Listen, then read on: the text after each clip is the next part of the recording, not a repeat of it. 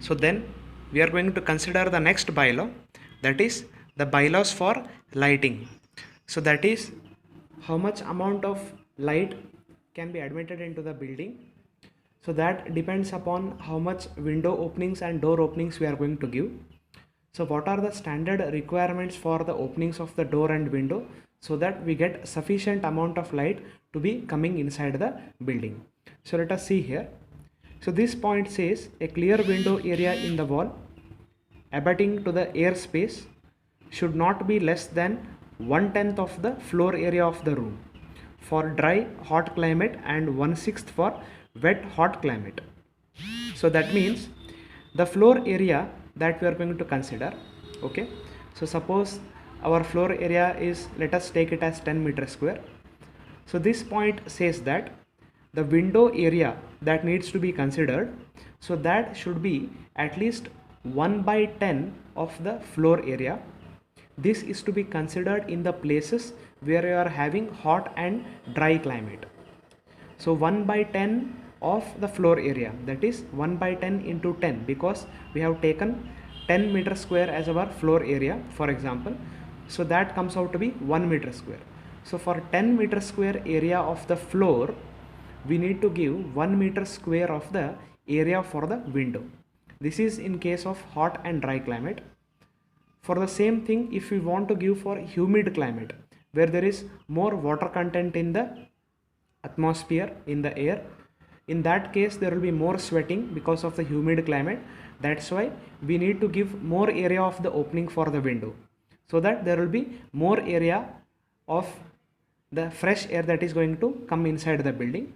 So here in this case we are going to give it as 1/6 of the floor area, as we can see here. So 1/6 of the floor area means 1/6 into 10. So that will be again around 1.5 or 1.6 something around. So for hot and dry climate, whatever the area of opening is given for the window, for humid climate the area of the opening for the window should be given more. So that is what this point says.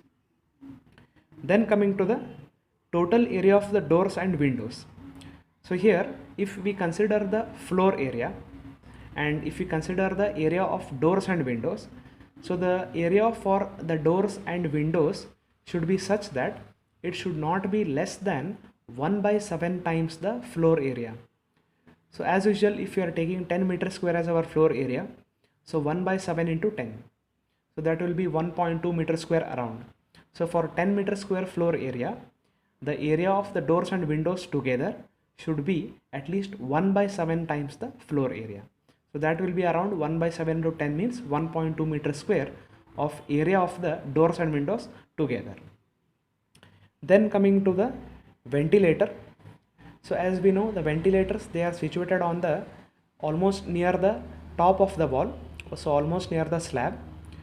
So if it is better if we are going to construct or provide ventilator at the opposite sides of the room, so that we can have cross ventilation inside the room.